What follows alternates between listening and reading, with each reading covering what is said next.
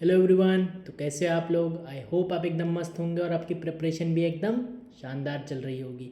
तो मेरा नाम है आर्यन अग्रवाल और आज हम देखेंगे कि कैसे जो गर्मियों के दिनों में हमारा फेवरेट ड्रिंक होता है मैंगो शेक, उससे कैसे हम फिजिकल केमिस्ट्री का एक बहुत ही इंपॉर्टेंट टॉपिक आर्हीनियस इक्वेशन सीख सकते हैं। केमिकल काइनेटिक्स का ये टॉपिक है, बहुत इंपॉर्टेंट है। क्वेश्चंस इसके ऊपर भर भर के आते हैं। मोस्ट इंपॉर्टेंट टॉपिक में से एक है ये केमिकल काइनेटिक्स के। तो आइए देखते हैं कि कैसे एकदम ठंडे ठंडे मैंगो शेक से हम इसको सीख सकते हैं। तो जो हमारा क्वेश्चन है वो क्या है कि वन हॉट समर आफ्टरनून, एक बहुत ही हमारा गर्म दिन था, गर्मियों का दिन था। ठीक है, टेम्परेचर उसने दिया हुआ है हमें 40 डिग्री सेल्सियस। ठीक है, अब इतने बड़े बड़े क्वेश्चन में कई चीज़ें हमें वो बेकार की भी देता है। बेकार की मतलब जो हमें क्वेश्चन सॉल्व करने के पॉइंट ऑफ व्यू से रेलिवेंट नहीं है। तो इन क्वेश्चंस में हमें क्या करना होता है, क्वेश्चन को देख के घबराना नहीं होता। इन बड़े क्वेश्चनों में से हमें जो काम की इन्फॉर्मेशन है वो एक्सट्रैक्ट करनी पड़ती है, वो निकालनी पड़ती है। तो उस काम की इन्फॉर्मेशन को आप क्वेश्चन में अंडरलाइन कीजिए, उस काम की इन्फॉर्मेशन को निकालिए, जो पूछा गया है उसको देखिए कि क्या पूछा गया है, कौन सा फॉर्मूला लगेगा, देन आप उसको अप्लाई कीजिए, आपका क्वेश्चन सॉल्व हो जाएगा। इन बड़े बड़े क्वेश्चन को सॉल्व करने का यही अप्रोच है, यही तरीका है। तो कह रहा है एक हॉट समर आफ्टरनून, गर्मियों का दिन था भाई, 40 डिग्री सेल्सियस हो रहा था। गर्मी टपाटप एकदम मस्त पड़ रही थी। और क्या करा हमारी मम्मी ने, आपकी मम्मी ने क्या प्रिपेयर करा, मैंगो शेक प्रिपेयर करा। ठीक है, और वो कह रहा है कि ये जो मैंगो शेक जो प्रिपेयर करा, इट टर्न्स रैंसिड। रैंसिड मतलब कि उसका ख़राब हो जाता है, खट्टापन आ जाता है, उसका स्मेल में परिवर्तन हो जाता है। आम भाषा में बात करें तो ख़राब हो जाता है। ठीक है, कह भी रहा है खट्टा हो जाता है, सोर। In air condition room 20 degree Celsius in 64 hours. इसका मतलब कि जो वो मैंगो शेक प्रिपेयर करा गया उसको अगर हम एयर कंडीशन रूम यानी कि 20 डिग्री सेल्सियस पे रखते हैं तो 64 घंटे 64 आवर्स में वो ख़राब हो जाता है, खट्टा पड़ जाता है, सड़ जाता है। ठीक है, अब आपकी मम्मी ने क्या करा, मैंगो शेक बना के भैया आपको दे दिया। She gave you the bottle of the mango shake, आपको दिया और कहा कि भाई इसे रेफ्रिजरेटर में रख दो। ठीक है, रेफ्रिजरेटर में क्यों रख दो, क्योंकि वहाँ का टेम्परेचर 3 डिग्री सेल्सियस था और उनको पता था कि अगर रेफ्रिजरेटर में रख देंगे तो 8 दिन तक भैया चलेगा, यानी कि रेंसिडिटी अब 64 घंटे में ना आके 8 दिनों में आएगी। ठीक बात। पर आपने क्या करा, आप उस चीज़ को भूल गए। आप instead you went out to play with your friends and left it in the playground. आप बाहर गए खेलने दोस्तों के साथ, सोचा कि मैंगो शेक भी ले जाते हैं, वहाँ पे पी लेंगे। ना तो मैंगो शेक पिया, उल्टा जार भी भूला है मैंगो शेक का वहीं पे। तो अब क्या होगा, ऑब्वियसली सबसे पहले तो मम्मी से डांट पड़ेगी। ठीक, लेकिन वो ये क्वेश्चन नहीं है यहाँ पे, वो तो पड़ेगी ही पड़ेगी। ठीक है, लेकिन क्वेश्चन में क्या बोला गया है कि activation energy for souring of mango shake, कि जो सोरिंग ऑफ मैंगो शेक है इसकी एक्टिवेशन एनर्जी क्या होगी। ठीक है, तो अब हमसे पूछ रहा है इसकी एक्टिवेशन एनर्जी क्या है। तो अब अपने को समझ तो आ रहा है भाई ये केमिकल काइनेटिक्स का क्वेश्चन है। दूसरा कह रहा है how long it take the mango shake to sour in the playground, मतलब प्ले ग्राउंड में यानी कि आउटसाइड में जहाँ पे टेम्परेचर 40 डिग्री सेल्सियस था उसको सोर करने में यानी कि रैंसिड होने में कितना समय लगेगा। तो इस क्वेश्चन को हम देखो कैसे डील करें। कई बार हम इस क्वेश्चन को अब देखोगे आपको समझ में नहीं आ रहा होगा कि इसको कैसे शुरू करें। तो आपको इतना समझ में आना चाहिए कि एक्टिवेशन एनर्जी पूछ रहा है तो ज़रूर आर्हीनियस इक्वेशन लगेगी। ठीक है, आर्हीनियस इक्वेशन लगेगी। सबसे पहले देख लेते हैं कि आर्हीनियस इक्वेशन है क्या। तो आर्हीनियस इक्वेशन किसी भी पर्टिकुलर रिएक्शन के लिए जो वैल्यू ऑफ के होता है, रेट कांस्टेंट होता है, वो सिर्फ और सिर्फ दो चीज़ों पे डिपेंड करता है, एक टेम्परेचर पे और एक कैटलिस्ट पे। और इसी डिपेंडेंसी को हम जिस इक्वेशन से दिखाते हैं उसे आर्हीनियस इक्वेशन बोलते हैं। आर्हीनियस इक्वेशन क्या होती है, के इक्वल टू ए ई की पावर माइनस ई ए बाय आर टी, जहाँ पे के क्या है, आपका रेट कांस्टेंट है रिएक्शन का, ए आपका प्री एक्सपोनेंशियल फैक्टर है, टी आपका टेम्परेचर है, आर आपका यूनिवर्सल गैस कांस्टेंट है और ई ए आपका एक्टिवेशन एनर्जी है। टेम्परेचर को हमेशा केल्विन में लेंगे, ए और के की आपकी यूनिट सेम होती है और आर जो आपका यूनिवर्सल गैस कांस्टेंट है अगर उसे जूल पर मोल पर केल्विन में लोगे तो 8.314 लोगे, तब आपकी एक्टिवेशन एनर्जी जूल पर मोल में आएगी। और अगर आपकी एक्टिवेशन एनर्जी कैलोरी पर मोल में आपको लानी है तो आप आर की वैल्यू 2 लोगे, क्योंकि आर की वैल्यू 2 कैलोरी पर मोल पर केल्विन होती है, तब आपका एक्टिवेशन एनर्जी कैलोरी पर मोल में आएगा। तो ये वाला आपको एक साथ रखना है, ये वाला एक साथ रखना है। ठीक है, अगर ऊपर ये रखोगे तो ये इसमें आएगा और ये अगर जूल पर मोल में रखोगे तो आर की वैल्यू ये डालोगे। ठीक है, वाइस वर्सा बात है एकदम ये। ठीक है, ये बात अपने को समझ में आई। यूनिट्स ध्यान रखना बहुत इंपॉर्टेंट है। तो के का वेरिएशन टेम्परेचर के साथ आप कैसे है, टेम्परेचर और कैटलिस्ट पे हमारा किसी भी पर्टिकुलर रिएक्शन का रेट कांस्टेंट डिपेंड करता है और ये उसकी डिपेंडेंसी है। अपने को ये बात समझ में आ गई। अब इसमें और क्या चीज़ आती है भाई, प्री एक्सपोनेंशियल फैक्टर के थोड़ा हमें समझना होता है कि प्री एक्सपोनेंशियल फैक्टर जो होता है वो हमारा बेसिकली क्या होता है, इसको हम आर्रीनियस फैक्टर भी बोलते हैं, ठीक है। और दूसरा क्या है, it is measure of rate of total collision among reactant particle irrespective of their energy. मतलब A is directly proportional to rate of total collision. एकदम exact number of total collision के बराबर नहीं होता है, लेकिन बस एक आइडिया देता है आपको रेट ऑफ टोटल कोलिजन का। जितने ज़्यादा रेट होगा टोटल कोलिजन का, उतना ज़्यादा आपका प्री एक्सपोनेंशियल फैक्टर या आर्रीनियस फैक्टर या ए की वैल्यू होगी। इतनी सी बात हम ये समझ सकते हैं, ठीक है। चलो आगे बढ़ते हैं। अब इसमें एक टर्म थी के इक्वल टू ए इंटू ई की power minus E A by R T. अब ये ई की power minus E A by R T क्या है, जिसको हम बोल्ट्जमैन फैक्टर भी बोलते हैं, ठीक है, बोल्ट्जमैन फैक्टर भी बोलते हैं इसे। अब ये है क्या basically, it is the fraction of total reactant particles which are present in activated state at T kelvin. Obviously अगर टी टेम्परेचर की बात है तो टी केल्विन पे जितने fraction of reactant molecules activated state में। अब एक्टिवेटेड स्टेट का क्या मतलब है, एक्टिवेटेड स्टेट मतलब इनकी मॉलिक्यूल्स की kinetic energy greater than equal to activation energy है। और जिन रिएक्टेंट मॉलिक्यूल्स की kinetic energy greater than equal to activation energy होगी, वही प्रोडक्ट में कन्वर्ट होने की काबिलियत रखते हैं, वही लायक रिएक्टेंट मॉलिक्यूल हैं जो प्रोडक्ट में कन्वर्ट हो सकते हैं। बाकी सब तो नालायक रिएक्टेंट मॉलिक्यूल है। तो एक्टिवेटेड स्टेट में होने का मतलब, रिएक्टेंट मॉलिक्यूल का मतलब कि ये लायक रिएक्टेंट मॉलिक्यूल हैं जो कि प्रोडक्ट में कन्वर्ट होने की क्षमता रखते हैं। क्यों? क्योंकि इनकी kinetic energy greater than equal to activation energy है। इतनी बात अपने को समझ में आई। तो कई बार क्वेश्चन में देता है कि fraction of the molecules in activated state is, आपको वैल्यू दी हुई है या क्वेश्चन में पूछा है कि आप ये कैलकुलेट करो, तो यानी कि आपको ई की power minus E A by R T दी हुई है या फिर वो पूछ रहा है कैलकुलेट करने को।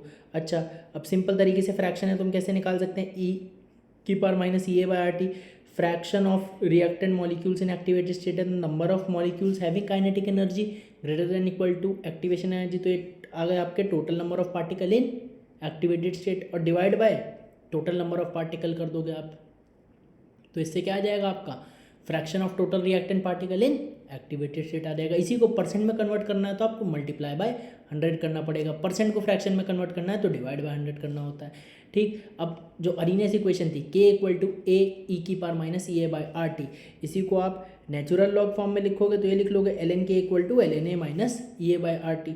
इसको आप लॉग बेस 10 में कन्वर्ट करोगे तो आपकी ये आ जाएगी log K equal to log A minus E A by 2.303 R T, ठीक। अगर आपको आर्रीनियस इक्वेशन की डिफरेंशियल फॉर्म लिखनी है तो आप क्या करोगे, simply D L N K by D T कर दोगे, डी बाई डी टी दोनों तरफ कर दोगे, ठीक है, डिफरेंशिएट कर दोगे तो आपका क्या आ जाएगा, ये बाय आर टी स्क्वायर आ जाएगा, ठीक है। ये सभी वेरिएशन आपसे पूछ लिए जाते हैं। ये वाला वेरिएशन तो कई बार डायरेक्ट ही पूछ दिया जाता है, तो इसे रटना नहीं है, आप डिफरेंशियल फॉर्म डिराइव कर सकते हो। ये तो आपका सिंपल ही है, तो आपको पता ही होता है, इससे आप इस पर डिराइव करके निकाल सकते हो। तो ये बात अपनी हो गई, ठीक है। अब बात करते हैं हमारे क्वेश्चन की। तो अब बात करते हैं हमारे क्वेश्चन की। तो क्वेश्चन में हमसे क्या दिया था भाई, 40 डिग्री सेल्सियस पे हमें दिया हुआ था कि हमें निकालना था कि मैंगो शेक प्लेग्राउंड में यानी कि 40 डिग्री सेल्सियस पे कितने समय में सोर करेगा। और दूसरी बात, हमें सबसे पहले एक्टिवेशन एनर्जी निकालनी थी इस सोरिंग ऑफ मैंगो शेक की। तो एक्टिवेशन एनर्जी निकालने के लिए हम क्या कर सकते हैं, ठीक है, हम दो चीज़ को कंपेयर कर दें भाई, दो को कंपेयर कर दें। देखो कैसे कर देंगे, ठीक है। अगर हम इसी को दो को कंपेयर कर देंगे तो हमारा क्या बन जाएगा, हमारा बन जाएगा log K two by K one. Formula जो हमारा बन जाता है log K two by K one equal to E A by 2.303 R 1/T1 minus 1/T2। अब ये कहाँ से आया फॉर्मूला, ये फॉर्मूला आपका यहीं से आया। किसी भी पर्टिकुलर रिएक्शन के लिए अगर दो अलग अलग टेम्परेचर पे आपको रेट कांस्टेंट का वेरिएशन आपको निकालना है कि कैसे वेरी करेगा, तो आपने इस फॉर्मूले को 2 बार लगाया और आपने अल्टीमेटली आप इस फॉर्मूले पे पहुंच गए, सिंपल, ठीक। तो ये भी हम याद रखते हैं, ठीक है। आप नेचुरल लॉग के फॉर्म में भी याद रख लोगे, नेचुरल लॉग आ जाएगा यहाँ पे, तो ये 2.303 नहीं आएगा, बस इतना सा अंतर होगा, ठीक। अब हमें क्या कह रहा है, अब उसने हमें क्वेश्चन में बोला है कि 20 डिग्री सेल्सियस पे हमारा 64 आवर में मैंगो शेक रैंसिड हो जाता है, मैंगो शेक ख़राब होता है। ठीक है, अब रैंसिड बार बार नहीं बोलूँगा, मैं बोलूँगा सड़ जाता है। ठीक है, तो हमारा T equal to 20 degree Celsius यानी कि हमारा क्या होगा टेम्परेचर, अगर केल्विन में बदलें तो 293 केल्विन पे 64 आवर में आपका ख़राब होता है। ठीक है, और दूसरा हमें क्या कह रहा है कि अगर आप उसे रेफ्रिजरेटर में पुट करो यानी कि 3 डिग्री सेल्सियस यानी कि आपका 276 केल्विन पे आपका 8 दिन में ख़राब होता है। यानी कि इसे मैं क्या बोलूँ, आप 8 इंटू 24, अगर आपको आर निकालने हैं तो क्या 8 इंटू 24 में कर सकता हूँ? बताओ बताओ बताओ बताओ, क्या कर सकता हूँ? बिल्कुल कर सकता हूँ। तो ये कितना हो जाएगा मेरा 192 आवर्स हो जाएंगे। 8 इंटू 24 कर दिया मैंने, 8 दिन है तो 192 आवर में सड़ता है। ठीक है, तो इससे हमारा क्या मतलब हमें समझ में आया कि अगर 20 डिग्री सेल्सियस से 3 डिग्री सेल्सियस कर दिया टेम्परेचर, मतलब टेम्परेचर को क्या कर दिया हमने, कम कर दिया। टेम्परेचर को कम कर दिया तो जो रेंसिडिटी का प्रोसेस था वो फास्ट हो गया कि धीरे हो गया? ऑब्वियसली धीरे हो गया, क्योंकि अब ज़्यादा समय ले रहा है। ठीक है, तो टेम्परेचर कम करने से हमारा प्रोसेस जो था वो धीरे हो गया। और प्रोसेस धीरे होने का क्या मतलब है कि जो रेट है, रेट क्या होती है, गति। ठीक है, स्पीड।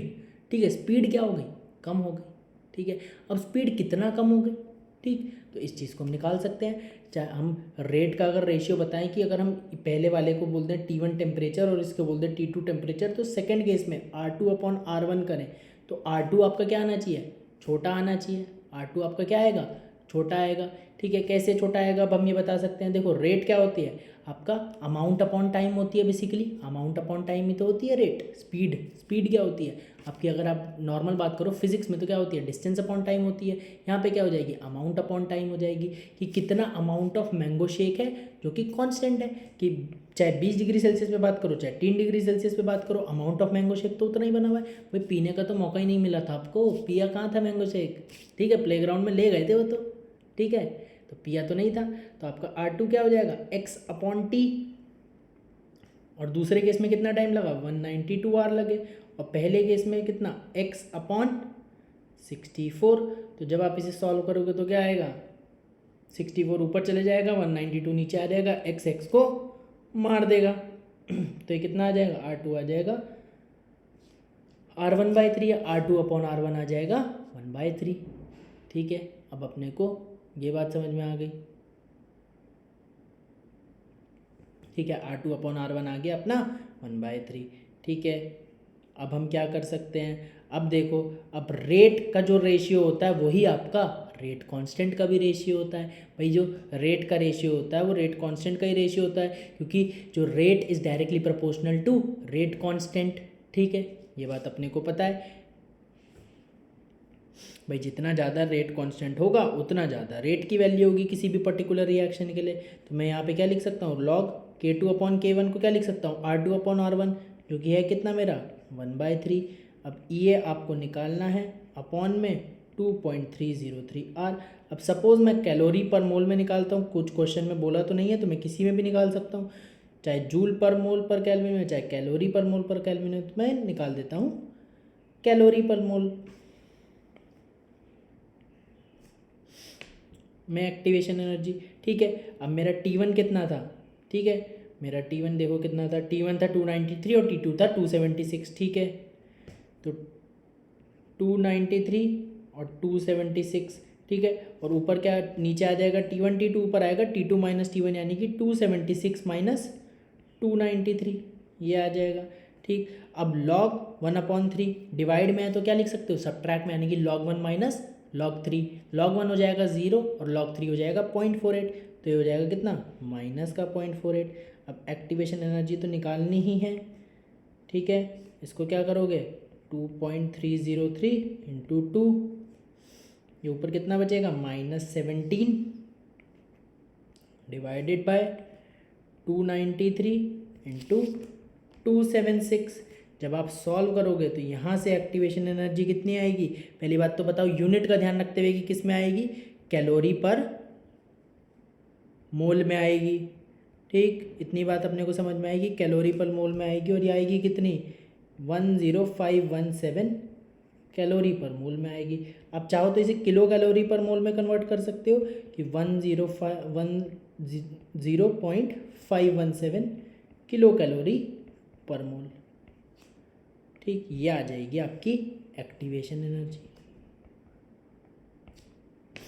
ठीक है, ये आ गई आपकी एक्टिवेशन एनर्जी किसकी, for souring of mango shake.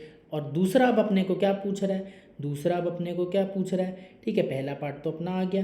दूसरा कह रहा है how long it take the mango shake to sour in the playground. Playground मतलब 40 डिग्री सेल्सियस पे। प्लेग्राउंड का क्या मतलब है कि 40 डिग्री सेल्सियस पे अपने से पूछ रहा है। अब 40 डिग्री सेल्सियस मतलब अब आप इसे कन्वर्ट करोगे किस में, केल्विन में, क्योंकि टेम्परेचर आपको केल्विन में डालना होता है हमेशा। फिजिकल केमिस्ट्री में कहीं भी टेम्परेचर डालना है, इवन फिजिक्स में भी तो केल्विन में डालना होता है। ठीक है, तो 273 + 40 करोगे यानी कि 313 केल्विन हो जाएगा। ये हो गया। तो अब अपने को फिर से यही फॉर्मूला लगाना पड़ेगा। ये तो भाई अपना हुआ पहला पार्ट, ठीक है, ये तो अपना हुआ पहला पार्ट। अब दूसरे पार्ट में अगेन अपने को यही चीज़ लगानी पड़ेगी। तो चलो दोबारा ये फॉर्मूला लगाते हैं। ठीक है, क्या काम है अपना, यही तो काम है, यही फॉर्मूले का खेल खेलना है अपने को जीवन में। ठीक है, तो अब हम क्या करेंगे, अब हमें यहाँ पे K3 लिख देते हैं, क्योंकि अब ये तीसरा टेम्परेचर है। ठीक है, T1 और T3 को कंपेयर करते हैं। ठीक, तो यहाँ से हम क्या निकाल सकते हैं, log K3/K1 निकाल सकते हैं। ठीक है, ये हमें निकालना है। E अब हमें पता लग गया है कितना, 10517। अब आप 10517, ठीक है। अब आप ये किस में है, कैलोरी पर मोल में है। ठीक है, तो आप किस में रखोगे, 2.303। आर की वैल्यू क्या डालोगे, 2 डालोगे। ठीक है, क्योंकि आर की वैल्यू किस में थी, 2 कैलोरी पर मोल पर केल्विन, तो इसीलिए आपको ई किस में रखना पड़ा, कैलोरी पर मोल में। किलो कैलोरी पर मोल में नहीं रख सकते यहाँ पे। ठीक है, अब 1/T1 - 1/T3 यानी कि डिनोमिनेटर में आ जाएगा T1 T3। ठीक है, आप चाहे तो T2 के साथ भी कंपेयर कर सकते थे T3 को, एक ही बात है। T1 कितना है, 293, T1 है 293 केल्विन। ठीक, तो 293 और T3 आपका 313 केल्विन। ठीक है, डिफरेंस कितना हो गया, 20 केल्विन का हो गया। तो यहाँ से हमारा क्या आ जाएगा, लॉग, या फिर आप बोलोगे कि K3/K1 क्या आ जाएगा, एंटी लॉग किसका, 0.497। ठीक है, इसे सॉल्व करोगे पूरा तो कितना आ जाएगा, 0.497 आ जाएगा। तो अब हमें बस एंटी लॉग निकालना है इसका। ठीक है, तो आप चाहे तो इसको क्या लिख सकते हो, आप अप्रॉक्सीमेटली 0.5 लिख सकते हो। ठीक है, राउंड ऑफ करके इतना राउंड ऑफ कर सकते हो, इसे 0.5 लिख सकते हो। ठीक है, तो अगर मैं इसे अप्रॉक्सीमेटली 0.5 लिख सकता हूँ, ठीक है, इसको मैं क्या लिख सकता हूँ, अप्रॉक्सीमेटली एंटी लॉग ऑफ 0.5। ठीक, अब एंटी लॉग ऑफ 0.5 के कैसे निकालेंगे, हमें पता है कि log 3 की वैल्यू कितनी होती है, 0.48 होती है। ठीक है, और log 4 की वैल्यू कितनी होती है, 2 log 2, यानी कि log 2 कितना होता है, 0.3 होता है। तो 2 log 2 कितना हो गया हमारा, 0.6 हो गया। ठीक, ये बात अपने को समझ में आ गई। अब हमें कुछ निकालना है इसके बीच का। ठीक है, इसके कहीं बीच में लाया करेगा 0.5, तो हम क्या log 3.5 निकाल के देख लें कि भाई कितना आएगा। ऐसे ही हमें हिट एंड ट्रायल लगाना पड़ेगा। ठीक है, वैसे एग्जाम में दी होती है log की वैल्यू, लेकिन अगर हमें निकालना है तो इस तरीके से करना पड़ेगा। तो 3.5 को क्या लिख सकते हैं, 7/2। तो ये क्या हो जाएगा, log 7 - log 2। ठीक, log 7 कितना हो जाएगा, 0.85। log 2 कितना हो गया, 0.3। तो ये कितना बचा, 0.55 बचा। ठीक, 0.55 बचा। तो अब आप इसको क्या करोगे, अब आपको इससे कम देखना पड़ेगा, 3.1 या 3.2 के आसपास आपका होगा। ठीक है, तो 3.2 अगर करें तो 3.2 को हम देखो कैसे कर सकते हैं। अगर हमें log 3.2 निकालना है तो हमें पता है 3 से 3.5 के आसपास है, और 3 से 3.5 के आसपास है, और 0.55 ये है और 0.48 ये है, तो कहीं ना कहीं इसके भी बीच में लाया करेगा, ठीक है, इसके भी लगभग बीच में लाया करेगा। तो 3.2 ऐसे ही चेक करके देख लेते हैं, 3.1 3.2, ठीक है। वैसे आप कुछ भी ले लोगे तो उतना अंतर नहीं आएगा। लॉग 3.2 को क्या लिख सकते हैं, 32/10 लिख सकते हैं। तो लॉग 32 माइनस लॉग 10 तो हो गया 1। अब लॉग 32 कितना हो जाएगा, क्या 2 की पावर 5 हो जाएगा, यानी कि 5 log 2 हो जाएगा। log 2 कितना है 0.3, यानी कि 1.5 हो जाएगा। और log 3.2 कितना आ गया 1.5 माइनस 1 यानी कि 0.5। तो हमारा log 3.2 हमारा आ गया। तो अगर हमारा आ गया log 3.2 0.5 के बराबर, तो एंटी लॉग ऑफ 0.5 कितना हो गया हमारा 3.2 हो गया, ठीक है। हमारा एंटी लॉग 0.5 कितना हो गया 3.2 हो गया, ठीक है। वैसे इतना ज़्यादा वो ज़रूरत नहीं पड़ती है हमें क्वेश्चंस में, ठीक है। अब हमें ये तो नहीं बताना था, हमें तो ये क्या बेसिकली हमने क्या निकाल लिया, हमने रेट कांस्टेंट का रेशियो निकाल लिया। और रेट कांस्टेंट का रेशियो निकाल लिया मतलब रेट का भी यही होगा, क्योंकि rate is directly proportional to rate constant for a particular reaction. और पर्टिकुलर रिएक्शन ये भाई हमारा रेंसिडिटी या सोरिंग ऑफ मिल्क शेक है, मिल्क शेक, मैंगो शेक, जो भी बोल लो, ठीक है। अब रेट क्या है, amount upon time, amount upon time, x/t3। Amount तो भाई फिक्स है अपना, क्यों, अमाउंट ऑफ मैंगो शेक तो उतना ही है भाई, पिया थोड़ी है, फिर से वही बात, पिया थोड़ी है, तो अमाउंट तो उतना ही है, ठीक। तो x/t1। अब t1 क्या था, अब देख लो ऊपर आपने लिखा था, ठीक है। तो फर्स्ट वाले का क्या था 64 आर था, तो t1 आपका कितना है 64 आर। तो यहाँ से हमारा क्या t3 जो आएगा वो भी आर्स में ही आएगा, जो कि कितना आ जाएगा हमारा 20 आवर्स आ जाएगा। तो t3 हमारा आ गया 20 आवर्स। इस तरीके से हमने क्वेश्चन को सॉल्व कर लिया। t3 हमारा कितना आ गया 20 आवर्स आ गया। इसको थोड़ा इधर रख लेते हैं, मेरे पीछे छुप रहा है थोड़ा सा।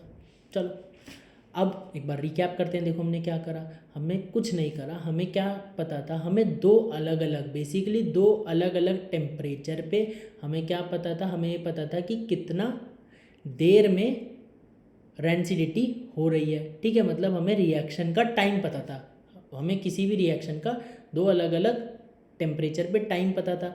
अब एक बार होने में लग रहा है 64 आवर और एक बार होने में लग रहा है 8 दिन, मतलब 192 आवर। तो 64 आवर और 192 आवर में कितना ऑलमोस्ट क्या एग्जैक्टली ट्रिपल का अंतर है।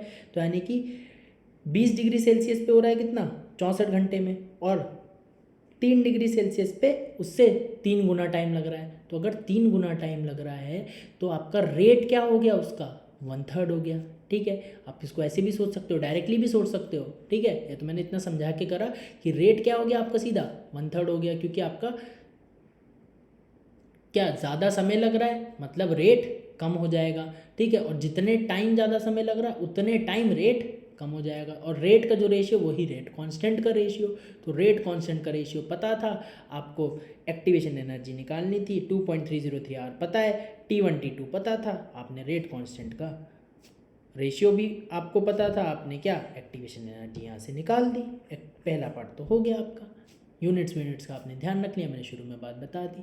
दूसरे पार्ट में क्या था, दूसरे पार्ट में अब आपकी एक्टिवेशन एनर्जी आ गई। अब आपको फिर से लगाना था कि एक्टिवेशन एनर्जी अब हमें पता है, अब हमें क्या निकालना है कि 40 डिग्री सेल्सियस का बाहर प्लेग्राउंड में छोड़ दिया तो कितना आएगा। अब ऑब्वियसली आपने 20 डिग्री सेल्सियस पे अगर 64 घंटे में हो रहा था तो टेम्परेचर बढ़ाने पे आपका क्या होगा, रेट ऑफ रिएक्शन यानी कि rate of souring of mango shake क्या होगा, बढ़ जाएगा। और रेट बढ़ जाएगा मतलब समय ऑब्वियसली घटेगा ही घटेगा, तो समय आपका घट जाएगा। आपने कैसे निकाला, आपने दोनों टेम्परेचर पता थे, आपको एक्टिवेशन एनर्जी भी पता थी 2.303 पता था, आर पता था, आपने रेट कांस्टेंट का रेशियो निकाला, जो रेट कांस्टेंट का रेशियो वही रेट का रेशियो, आपने वहाँ से टाइम निकाल लिया कि जितना ज़्यादा रेट उतना कम टाइम। आपने सीधा इन्वर्सली प्रोपोर्शनल का रिलेशन लगाया, amount of mango shake constant ही था तो वो कट जाएगा आपका, आपने यहाँ से टाइम निकाल लिया कि कितना लगेगा। अब एक बात कि अगर उसको एग्जैक्ट कैलकुलेशन आपको इस क्वेश्चन में करानी है तो वो आपको एंटी लॉग और लॉग का डेटा देगा, नहीं तो आपको ऑप्शंस देगा इस तरीके से कि आप ऑप्शन फिगर आउट कर पाओ। नहीं तो आप अगर इसे एग्जैक्ट लॉग की वैल्यू डाल के एकदम कैलकुलेटर से सॉल्व करोगे तो 10.45 आएगा किलो कैलोरी पर मोल एक्टिवेशन एनर्जी। और फिर फर्दर ये निकालोगे, क्योंकि इसमें भी आपने एक्टिवेशन एनर्जी डाली है तो इसका भी एग्जैक्ट नहीं आएगा। अगर इसे आप एग्जैक्ट सॉल्व करते तो ये 20.5 आवर्स आता, एग्जैक्ट एकदम कैलकुलेटर से सॉल्व करते। लेकिन आपका इतनी ये चीज़ें चल जाती हैं, क्योंकि एग्जैक्ट लॉग की वैल्यू तो आप कभी भी सॉल्व नहीं कर सकते इतने ज़्यादा पे। आप कुछ ध्यान रख सकते हो, आप टूल से सॉल्व कर सकते हो कि अच्छा लॉग डिवाइड में है तो सब्ट्रैक्ट हो गया, ये सब चीज़ें आप लॉग की प्रॉपर्टी लगा के सॉल्व कर सकते हो। लेकिन आप एक एक लॉग की वैल्यू अगर एग्जैक्ट आपको निकालनी होगी फाइनल आंसर में तो आपको वो क्वेश्चन में देगा भाई, उसकी चिंता मत करो। बात यह है कि अपने को अरिनियस इक्वेशन की क्लैरिटी आ गई इस क्वेश्चन से। मज़ेदार भी क्वेश्चन था। तो अगर क्वेश्चन अच्छा लगा तो एक बार कमेंट करके ज़रूर बताना। मिलेंगे ऐसे ही क्वेश्चन के साथ, तब तक के लिए पढ़ते रहो, मेहनत करते रहो। All the very best, take care.